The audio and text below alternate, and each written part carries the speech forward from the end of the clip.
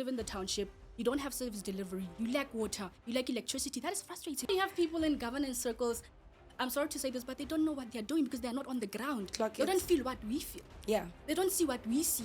They don't share our very same experiences. Being called radical, it means you see a new vision, you see a new change, you see a new approach. Yeah. Being called radical, it means you won't follow the propagated messages by the West. Yes. Being called radical, it means you are able to envision a new political play. Every African leader that goes against the West is villainized. You can't say you're an African, you advocate for African people, and then continue to use Donald Trump's logic in our country. Dear African child, you are not inferior. Dear African child, you are powerful beyond measure. Dear African child, you are smart and intelligent. Hello, everybody. Welcome to this segment of the EFF Podcast.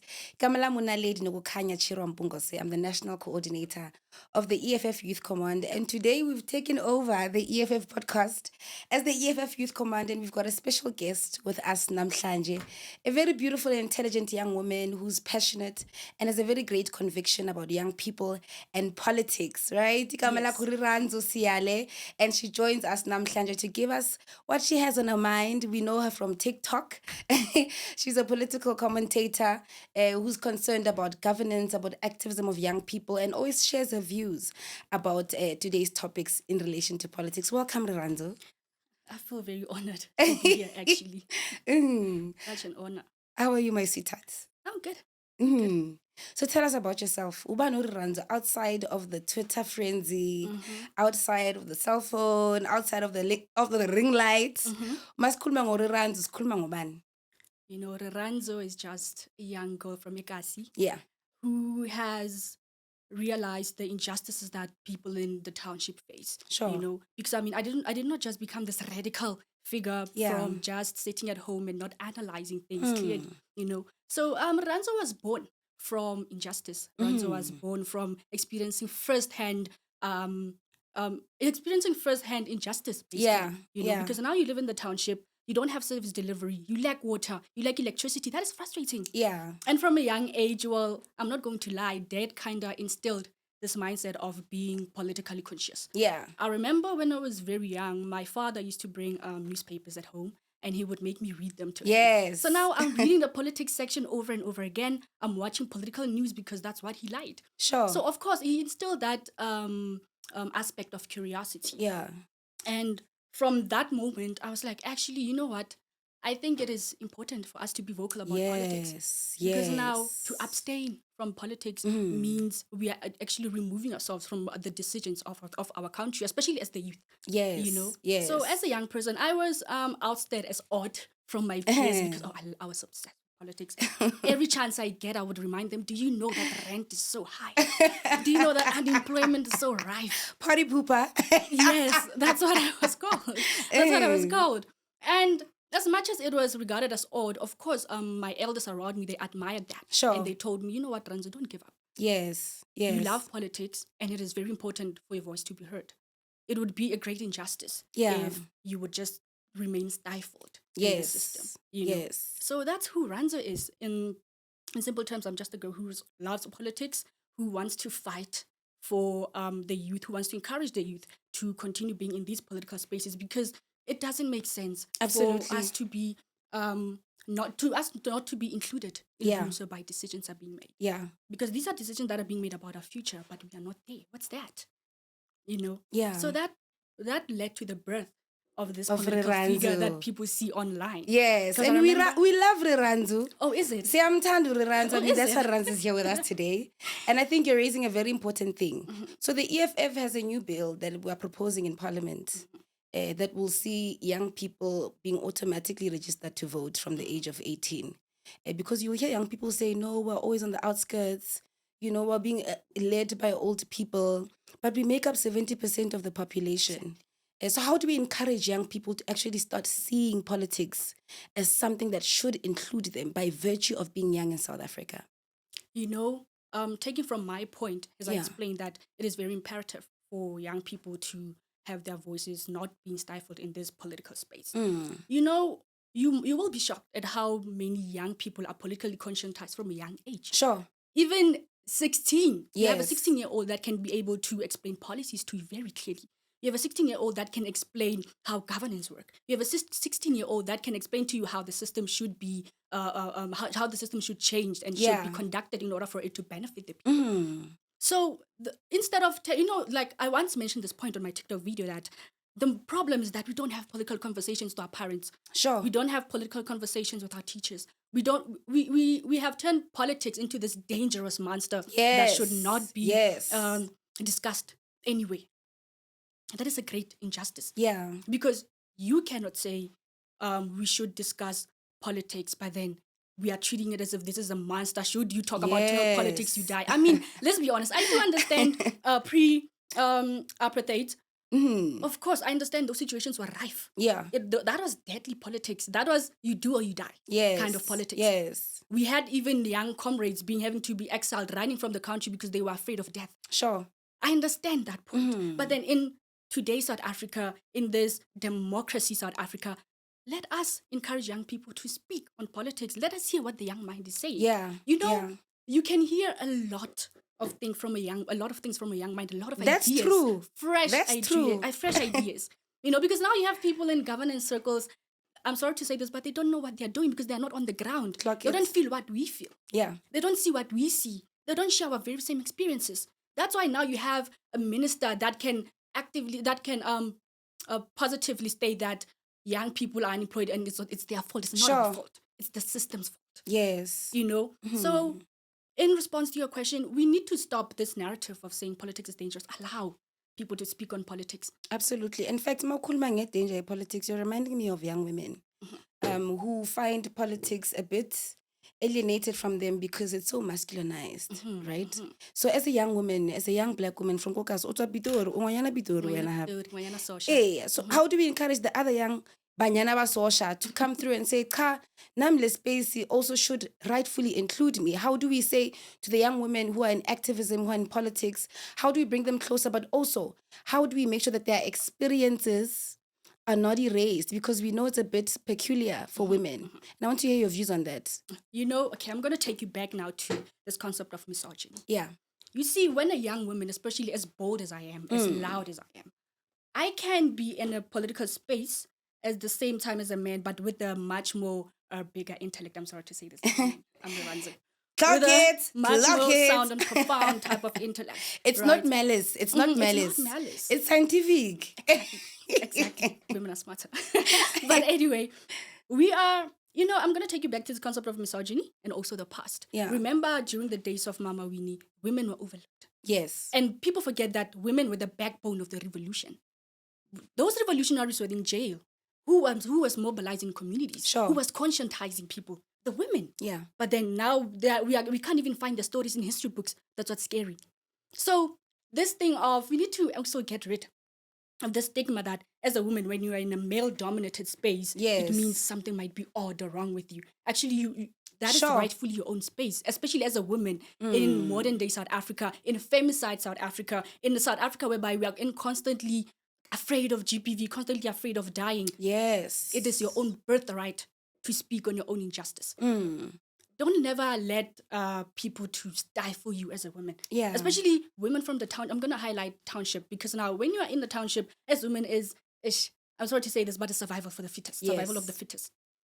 That's true. You do whatever it takes for you to get out of the hood. Yeah. That's reality. Yeah. And also even the politics that govern the country. There are some policies that are not even for women. We are even being told, as a woman, you're even being told that, this misogyny topic that, as a woman, you belong in the kitchen. As a woman, you belong to take care of babies. Listen, on my TikTok account, in my comment section, the misogyny. Yeah. Oh, honey, it's so good. Sure. So you are saying women, we belong in the revolution. They belong in the revolution. Absolutely. We are the backbone of the revolution and we must own that. Because now, if we allow our voices to be silenced, then what does that say about the future of this country? Yeah. Because remember, I can even take you back to the 4B movement of Korea. In Korea, Korean women are busy stating that if a country that I give birth to does not support me, then why should I continue its lineage? Why should I continue its birth? Why should I continue for it to be alive? Yeah. Let it die if if it's going to constantly suppress me. Yes. So as women, we need to remember that women are so, like, we are giving birth to the nation. Yeah. Without women, there wouldn't be men. Let's be honest. Eh. Without women, Get we wouldn't. nedi. Exactly. Exactly. And because you're a communications person, I'm not surprised that you want to communicate. The combos are communicating. Yeah. But why major in international relations? Ooh, okay. So I'm going to take you back to the fact that, okay, as much as my family, we talked on politics a lot. But of course, I mean, my parents are very old. They were alive during the apartheid era, of course. Yeah. So they used to tell me, no, Ranzo, don't get involved into politics. Ranzo, don't do that. So my kind of rebelling, I rebelled. I was like, well, since they refuse for me to join student activism. Yeah. Let me take something that might align with politics a bit. Sure. Because the reason why I majored in international relations was because, okay, it has an aspect of politics. It speaks on geopolitics. Yes. That's also what I'm interested in. So now I was rebelling against that. Because I remember my brother told me that, oh, he's going to hate me. My brother told me that, yeah, whatever you do, don't join student politics. Because I remember my first year in class, we were having this debate about governance in our country, about the leaders not serving us. Now I'm going back and forth with my lecturer. We are debating, and I get home, and I'm so pumped. I'm like, today I debated with my lecturer. My brother's like, oh. Hold it right there. Don't get into student activism.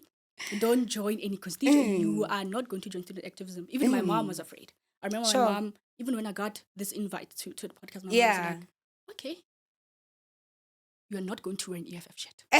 You are not. I don't want people at my door. And I'm like, that's the type of. I mean, I understand where the fear comes from.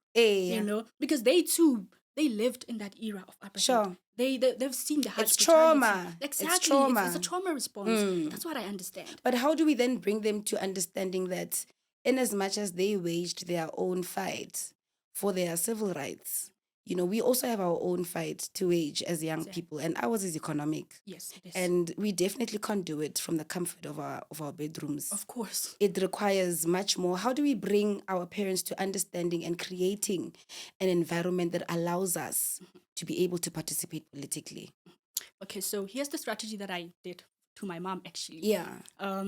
When I started becoming vocal on politics, of course, on my TikTok, she saw it, she was afraid. She was like, Ranzo, you have to take that down. I remember my first take, it was in a former EFF leader. We're not going to get into that. Yeah. So I'm critiquing that. Mom is like, Ranzo, I'm actually afraid for you. And I'm like, no, Mama, you can't be afraid. Because look at how the system is shaped. Sure. Number one, your child, for her to even to be educated, she had to fight tooth and nail for NSFAS. Yes. Because she knows that you can't afford fees. You were economically excluded as Black people in such a way that we can't even afford anything. We have no choice but to fight. We have no choice but to fight for and even she fights things for me. And I'm like, look at how we're living. We can't continue living like this as Black people, having to constantly be in a fight for things. Sure. Why is it that us as Black people in a Black country, we have to fight for what is rightfully ours? Sure. So now I sat down with Mom and I showed her the points that, Mom, look at the unemployment stats. Yeah. Look at how you even struggle to get me to university. You want to tell me that I should keep quiet and not fight back for my rights. Sure. And the only thing that we have to do is show them the differences and also show them the disparities between this current capitalistic system that I loathe. Yeah. The disparities between the rich and the poor. Township life, suburbs life. It's so vastly different. We have to sit down with our elders and talk to them, actually. Sure. That, yes, you guys fought. We appreciate that. Yes, we see you. Yes, you fought for us to at least have the right to vote. Exactly, political freedom. That's what they fought for. The freedom of autonomy for us to move anywhere that we like without having to produce those stupid dumpuses. I'm sorry to say it. Yes, they fought their fight. Now it is our time to fight our fight. Sure. Which is fighting for us to be economically included, because as Black people, we are excluded, which doesn't make sense because we make up roughly 82% of the population as Blacks. Correct. But then we are not participating in this system that we ought to participate in. It doesn't make sense. And because you're radical, radicalism is usually looked down upon. right? Because you're talking about a very important thing, fear. And for our parents, it's historical trauma. But young people seem to have that same fear as well. Like you'll find a young person that has views, like Makulma na uhlezi nayo, you can hear this person has political views, but they are scared to get into the arena. Yes. Genuinely so. Like, Kang is vota, but I'll leave it there. You know, and then it leaves obviously the battlefields with not enough soldiers. Because then not enough of us are in the front lines. How do we start bringing in young people? You know, not even in the sense of, I mean, we could do new things. We could be catalysts of new ways of doing politics. I don't disagree with that. But what would those include that would be able to give or to make young people see that this is where you should be actually? You know, to young people, what I would like to tell them is that being called radical is actually a compliment. Sure. Because now being called radical, it means you are rejecting the status quo. Mm. Being called radical, it means you are rejecting what majority garners for. Yes. Being called radical, it means you're rejecting the injustice system.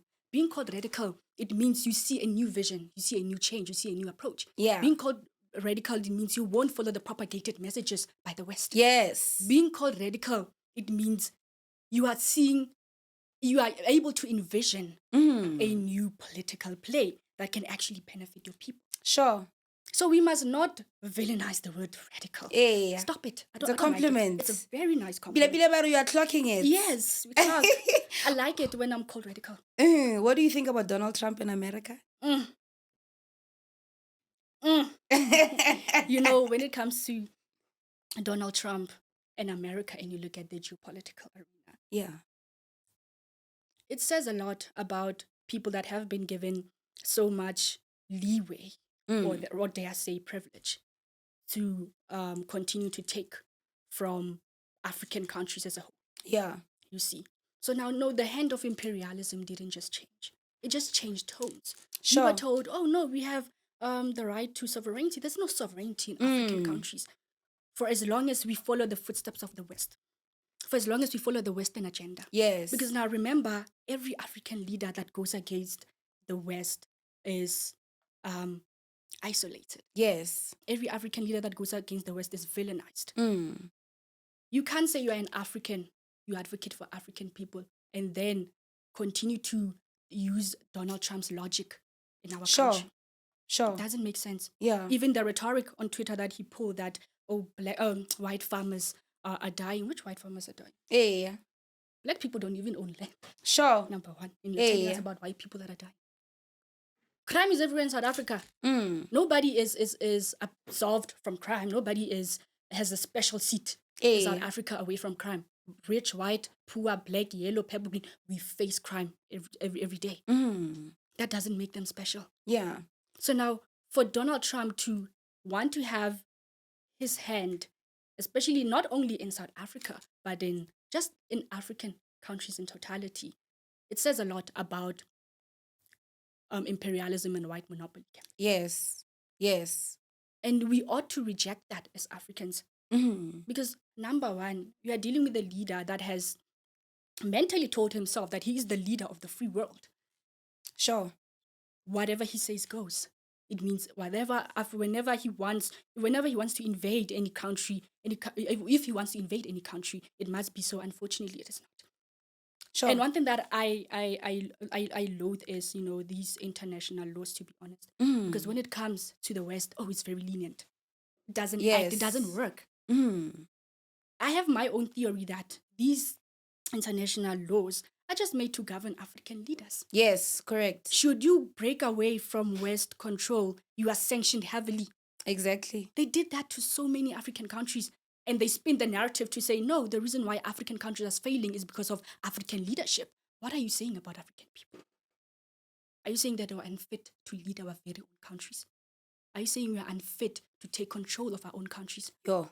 Are you saying we are unfit to control our own land? Are you saying we are unfit to economically mobilize? What are you saying about us? Young people in Africa versus African leaders. I think we see what's going on in numerous countries. Some young people are taking up to the streets and talking back to power. Exactly. how do we make that the mainstream language of young people in Africa to say we need to speak back to power?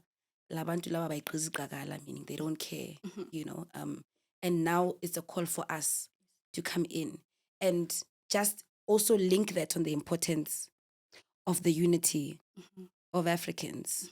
Yeah. Politically speaking. Yes.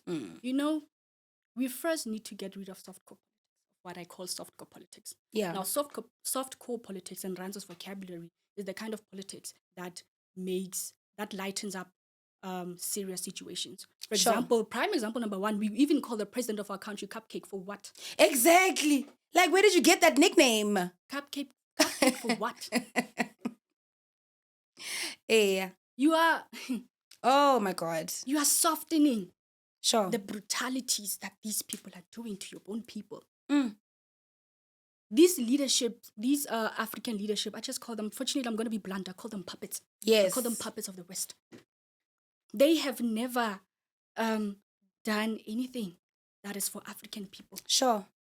If anything, number one, they even taught us to hate each other. Let's start there. So imagine if you want unity amongst young African youth, it all starts by eliminating this hate. Yes. This hatred. You are villainizing a foreigner from Zimbabwe, but then you're worshipping a foreigner from Israel. Sure. As we speak, the Western Cape is being infiltrated, and nobody's saying anything. And nobody's saying anything. We are so quiet on the agenda. We have Orania. We are so quiet on it. But then South Africa is supposed to be this figure of racial integration. Sure.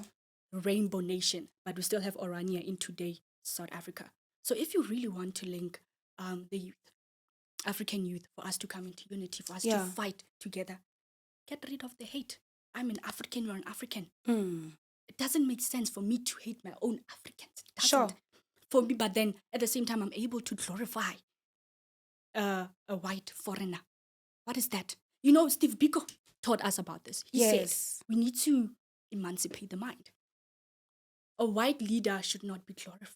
A white person should not be glorified. You are not inferior to them. Yes. Let's start there. There's this quote on TikTok that I really love. It says that I'm proud to be Black because it is an honor, because I come from kings and queens. Sure.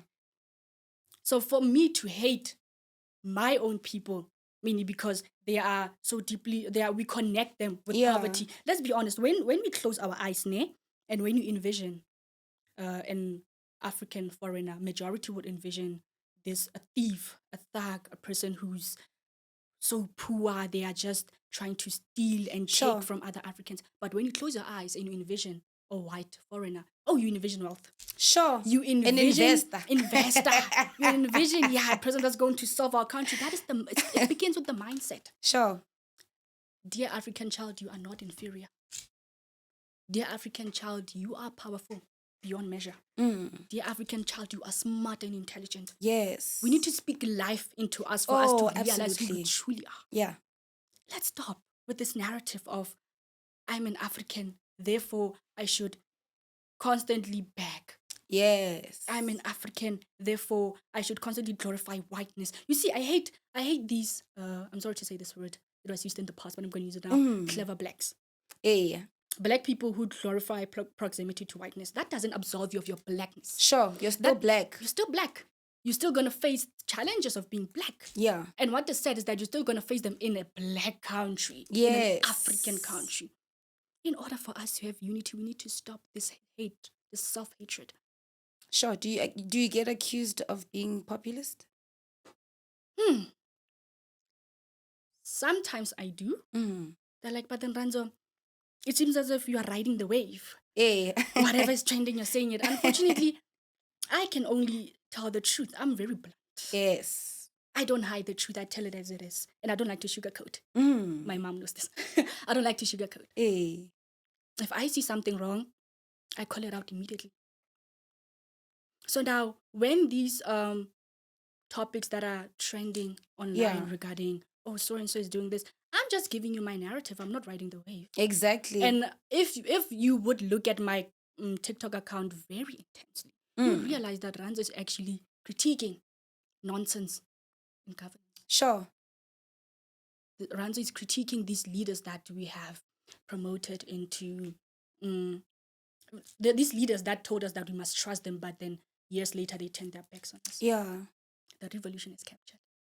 How do we move young people from the narrative that they are only good enough to vote, to be on the outskirts, to be on the pave, looking in the gamble for power and these positions, and start making them see that they actually have the final say and should rightfully also be participating in these conversations? Because ganing maskuluma power, especially with governance, it's always young people begging, no, must represent us as young people. We want a representation. Also forgetting the fact that, but the power to take representation up is still with us. Yes. How do we move to that direction? There's this, I love to say this to my friends, that revolution begins with you. Yeah. Don't just wait for somebody to make a decision on behalf of you. You are the revolution. If you see injustice, speak up on it. We don't really say, keep on fighting for this position so that you can be heard. You can't be heard anywhere. I mean, look at Ranzo. She started on TikTok. Look at you now. Ranzo started on TikTok. I remember I was scared even when I started. Like, oh my gosh. Ranzo just started on TikTok and started speaking out on what she thinks. Yeah. People started respecting her opinion, others critiquing it. I mean, it's online. People are going to say whatever they want to say. Yes. Don't let that get to you. And as the youth of today, we are so privileged because we have social media. We can say anything that we want to say. We have freedom of speech. The youth of 76 couldn't do that. The youth of 76 died for us to be able to say, whatever you see injustice, speak up. Sure. You don't necessarily have to wait for you to be catapulted into a decision-making room. Yes. As much as, yes, it is important for the youth to be included in those rooms. Don't wait for that thing to come. Create an opportunity by just speaking up. Correcting nonsense. Oh, I love the word. Correcting nonsense in governance. I love it because it's... And then the arts. And maybe you're wrong, right? But there could be more young people doing art that is political. I think there's a gap there. The content creators are on board. Yeah. Absolutely. But angazi, mhlambe you're wrong. Correct me if I'm wrong. No, you're not wrong. Number one, an artist's main thing is to reflect the times. Yes. Just like Nina Simone said. I think it was Nina Simone. Nina, yes. Nina Simone. You need to reflect the times. Look at what the artists of apartheid did. They talked about injustice. They sang about injustice. Yes. They created art around injustice. Photographers. They reflected the times. And now here we are as the youth. They're going to come for me as I say this. Yeah. But we are glorifying nonsense. Sure. Alcoholism is killing us. Party culture is killing us. Yes. Groove culture is killing us. Saying lyrics that demean women, that demean the system, that glorify crime is killing us. I remember when the Ket Madlala saga came out, there was a song that was trending. Or they were planning. I think they were planning to take it out. I heard it as well. One thing that I loved is that I saw a lot of backlash. A lot of young people were like, actually, this is nonsense. Sure. We are dealing with high crime. We are dealing with the judiciary being captured. We are dealing with the policing system being captured. And when you want to make a song about glorifying crime. I remember the Woolies bag, I remember. Yes, I remember. I remember very well. The trend, that's the name of the song. And then when the Woolies bag came out, I spoke up and I was like, actually, this is wrong. Sure. A Woolies bag came out. Instead of, incorporate some lyrics that speak out on it. Yes. But then when you're supporting it, what is that saying to even, there was even this rhetoric, to even the boy child. I get about it, the boy child is not being left behind. Okay. To even the boy child. Sure. We are glorifying crime. And art creates, right? It creates. So whatever is mainstream, whatever is pop culture, starts reinforcing itself in our communities. The danger is that young people mimic. Yeah. Young people mimic. One thing about young people, they mimic. Whatever you do, they copy. Sure. So imagine you're showing them, you're making them listening to a song about crime. Yeah. You're making them watch crime constantly. You're making them glorify crime. Yeah. When they grow up, they want to be a criminal. And there were And look fights, what you guys, especially like, look I what you live guys in the hood, I see it. Yes. You bow down. You even Oro hear the smang girl mang. is saying, "Oh, nna ke nyaka le genza." Eh, ho biao, ho biao. Why are you guys glorifying this? Yeah, Why are you glorifying this? sure. So now, as a girl that resides in the township, that sees this from day to day, the fact that you have people that reside in the township that glorify crime, but then they don't even look at this, how their surroundings are shaped. Yeah. You are being stifled by the very same township. It was an apartheid agenda, number one, to push you out from the city, to keep you locked in the township, whereby you can't even think, you can't even breathe, you can't even do anything. Can't dream. Yes, you can't even dream. All you see is death around you. All you see is crime around you. And you just learn to live in that space. You just learn to live in that space. Who's your favorite artist? My favorite artist. I don't really views music. Can you go to To be honest, Ranzo, this is my favorite contribution. But Ranzo doesn't love listening to my piano, sadly. Okay. Ranzo loves, this is going to sound... No. I mean, you hear them, guys, and you just vibe with them, but I don't really, you know. It's not your thing. It's not my thing. Yeah. Ranzo loves, there are two genres that I actually love. Number one, I'm just going to say, this is so me, revolutionary songs. They keep me pumped. Number two, my favorite is that, okay, this is just by virtue of growing up with old parents. I love listening to blues. Yes. And jazz. Yes. I love it. One thing about blues, oh my gosh. One thing about Nina Simone. Yes. Oh. I like you, Ranzu. And we must share music. Of course. We must share music. Course. I like that. The thing is, it's so soft. It soothes you. Yeah. And if you listen closely, there are messages. There's this song by Nina Simone. It speaks about the lynching in America. Yes. You know, and I think the lyrics are kind of like, what are they saying again? Strange fruit hanging by the poplar tree. Strange fruit hanging by the poplar tree. Ranzu, I like you so much. And then Manje, because it's the new era, everything is on the phone, everything is digital. There's also like a decline in interest in reading. You know, whether it's political literature or fiction or, you know, African literature. How do we encourage reading culture, especially for the young ones who still are like dry sponges, you know, to bring up the culture of reading? Asifundeni, guys. How do we make it cool again? Because I know in my times, like especially when we just got into university, cool Steve Biko, decolonization, you know, Fanon. Exactly, like that was the thing. We even used to have like a dress code for that. I think that's where the Bram culture dress up came from or stems from. You see, it was even mixed with fashion and all of that, but it was all cemented on revolution and literature and books. How do we make that a norm today? You know what my father did? Yeah. When I was very young, he used to, like I told you that he used to make me read the newspaper. I think I was in 3rd grade reading the newspaper fluently so. And then, of course, that instilled that mindset of reading. And then Ranzo started reading now these books. I remember at school we had those books called DBE books. DBE books, it was full of stories. I would literally read them all in a week. And then now I'm just waiting for the teacher to be, that story. I'm like, I read it before. You know? We need to tell young people that in order to learn about the world that you're living in, you need to read. Sure. In order for you to learn about the systems, to learn about what governs you, to learn about the policies, you need to read. You know? And one thing about books, man, they make you travel. Yes. They make you travel. And they can borrow you a dream, you know, because you can literally be anything and anyone when you're reading. Exactly. One thing that I love about books, it also expands your vocabulary.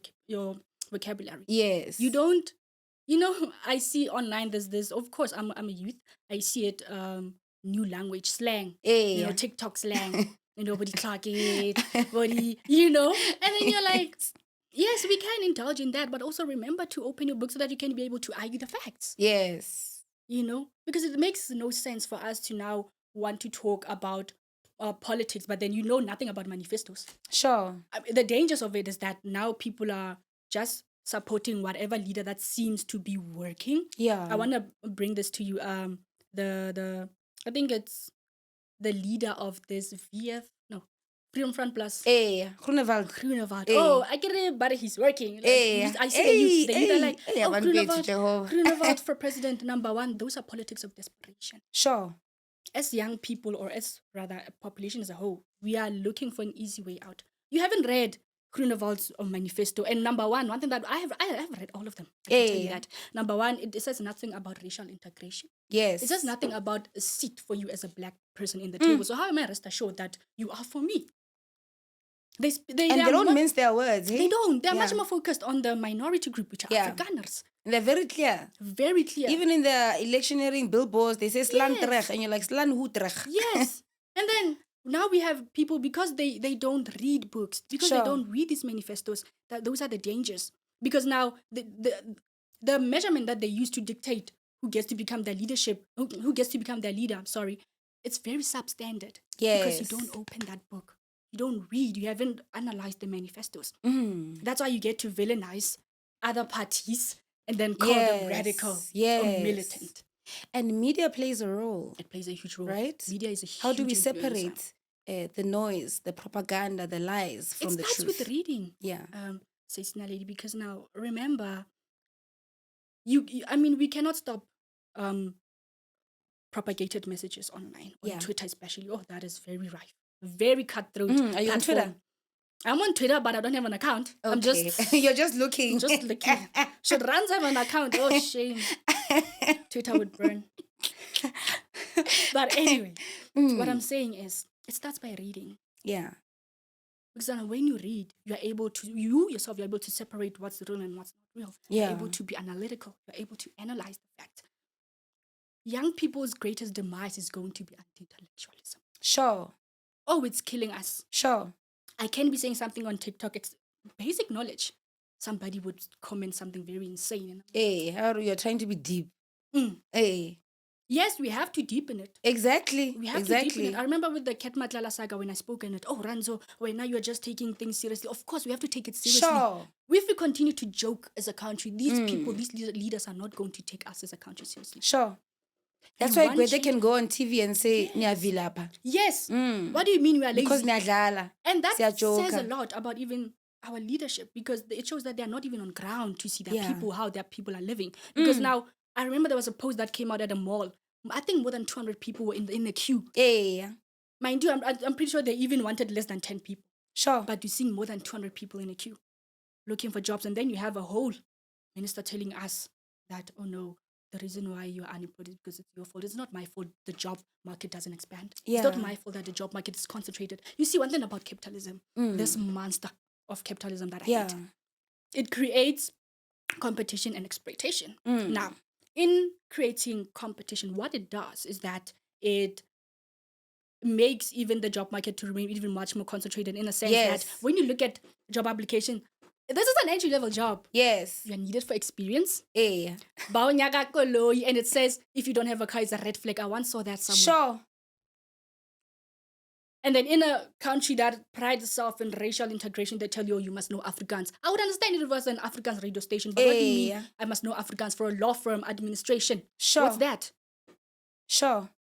This capitalist system, it's a plague to us as people. And the fact that people glorify it, and whenever you speak against it, oh, you are slaughtered online. Sure. You are being called all sorts of names.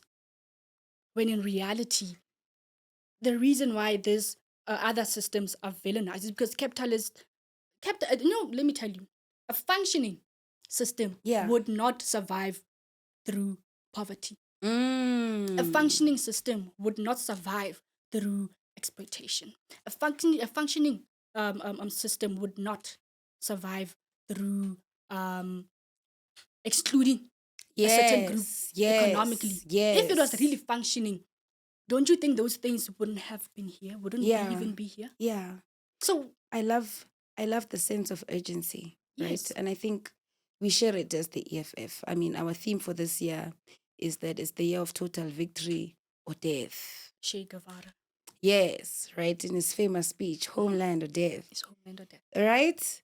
And I think that sense of urgency should be distributed amongst all of us. Where we start seeing unemployment like as a real attack on dignity and our humanness. You know, how do we make that sense of urgency, it's homeland or death, become a reality? We need more soldiers on the ground, Ranzo. Really do. We really do. How do we distribute this sense of urgency? Like I told you before, get rid of softcore politics. Sure. You can't tell me that I'm hungry, but then I'm softening my hunger by glorifying the people that are doing leadership and calling them cupcake. You can't tell me that I'm unemployed, but then I must make a joke about a leader and then forget about it when I wake up. You can't tell me that the system has excluded me economically, but then here I am making jokes, making memes about what these people are saying about us. In fact, I should be angry. Sure. I should be angry. If I could terrorize the system myself. Yes. I could tear it down. We are not angry enough as the youth because we have learned to soften politics. And also, the reason why people reject a radical revolution or radical change, it's not merely because, you're afraid to take action. No. It's the ideology of what comes next after the revolution. That's what keeps them in that constant state of, but then of let's complacency. Just do this. Of complacency, Yeah. exactly. Yeah. Because now you don't want to fight for what is rightfully yours. What does that say about you as a person? You can't say you are afraid of taking what is yours. Because now, the minute we soften politics and we soften radical revolution, I understand radical revolution brings about it's a destabilizing of system. We destabilize systems in a radical revolution. You tear down what once was. Yeah, the old must go, the new must come. The new must come. Yeah. So, I strongly believe that the minute we stop joking about these people online, the minute we stop making memes to soften our pain, the moment we stop justifying their actions. I remember one person was like, nah, but sometimes don't you think you guys you harsh with these, harsh for who? Sure. Harsh at whose expense? I'm hungry, you're telling me I'm harsh. Is hunger not harsh? It's very harsh. I hear you. These people, they've showed it to us that they don't care about us. The current leadership, it's cadres serving cadres. Yes. And in a democratic government, I understand it's a government of the people, by the people, to the people. So if the government of the people, by the people is not serving the people must try to topple it. Sure. It's local government elections. It's Riranzo voting. Oh, Riranzo is actively involved. Riranzo is looking. Riranzo has a very sharp eye. Riranzo is educating her friends that, hey, bruh, we must look at who's working there and then vote. Because now, like I told you, I live in the township. I experience first-hand experience of injustice. I don't come online and speak about a theorized version of unemployment. It's your lived experience. It's my lived experience. I see it around me. I grew up in it. Yeah. So before we let you go, because I think me and you, we could literally go on forever, right? I mean, I could listen to you the whole day. Ne? Moral fiber, reviving moral fiber in a sense of love. I know when we say love, like it sounds like we're speaking about a figment or fiction, but I think it's such an important aspect of revolution. How do we bring back love so that next door? When you see somebody getting abused, to get involved. When you see a 13-year-old child who's pregnant, to go and open a case. How do we bring back that element of love for one another? In order for us to bring back an element of love, let us go back to what we are known for, Ubuntu. One thing that, I like to blame social media a lot, but this is a fact. One thing about social media, it has made us so harsh towards one another. Sure. Somebody on social media could be sharing, and then of course, we are South Africans. It's very normal for someone's background to not be a pool. Yes. It's very normal for someone's background to be an unplaced wall. And then you have people on social media saying, yeah, lungisa ceiling. You buy a paint and paint your headboard. Exactly. Yeah, I've seen quite a few of those. Where's the ceiling? What are we doing to each other as black people? Why we are leaning towards anti-blackness as black people? It's not even only anti-love, but it's anti-blackness as well. You know the situation of black people in South Africa. Why are you doing that to people? Social media has created this it has perpetuated this ideology that everybody's doing fine, everybody's not struggling because of the content that we're consuming from the West. We are Africans. Exactly, people are struggling. Even right now, there are people who can't even afford pads, which in my ideology is supposed to be a free thing because it's a need. It's not a want, it's a need. So now we need to go back to the concept of Ubuntu. Yeah. Teach ourselves that. Lean on to that. Hold on to that. Doesn't make sense for us as Africans to look at one another and just look away when one is suffering. Sure. A white man is not going to save. Proximity to whiteness is not going to solve your problems. The reality is, even if you might be successful as a black person, but when you go back home, you go back to that shack that you grew up in, and that you refuse to even fix. Because it's not my problem. Why should I inherit other people's problems? These are your parents that raised you. These are your sisters. These are your siblings. As much as, let's be honest, man, as people, as much as we can have siblings that make mistakes, and let's say you are the successful one in the family, lend a helping hand. I can't say maybe in the future should I become successful, whatever, and then look away when my brother's kids are struggling. What is that? Sure. Oh, but then why didn't their mother open trust funds for them? Black tax. Yeah, exactly. Oh my gosh, they're saying it's black tax. Listen, I understand both sides. Yeah. But also as black people, we need to sit and educate each other that. But then remember, all of us here, we were economically excluded. Sure. All of us here, like literally, apartheid was literally a few years ago. It wasn't. Askale, around the corner. We know what the system does. Even in current day, we know how hard it is to even get employed. And then now, when you want to turn your back on your own people, what is that?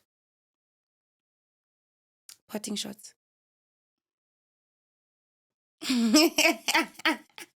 What are your potting shots? I want to Kaya Utingubo as they complete this session with us. Those who've sat down with us throughout. What are we saying to them? Well, to the youth of South Africa, for as long as you speak up, for as long as you continue to fight, for as long as you stand for what feels right for you, your voice will not be silenced. Sure. Especially in modern day social media world. Keep on fighting. Keep on revolutionizing. Keep on reading. Keep on educating. Keep on mobilizing.